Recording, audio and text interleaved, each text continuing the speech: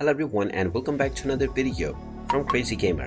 In this video, I'm going to show you how to change your language within the Apex Legends game. So let's get started right away.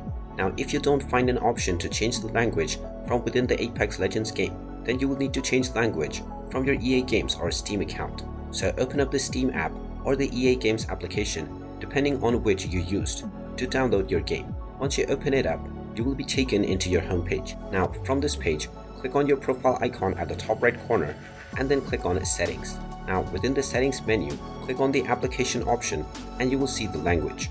Go ahead and click on the drop-down menu and choose your desired language from the list of available languages.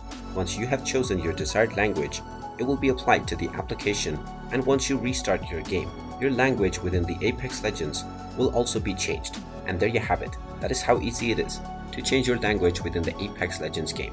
If you find this video helpful, make sure you hit that like button and subscribe to our channel if you haven't done so already.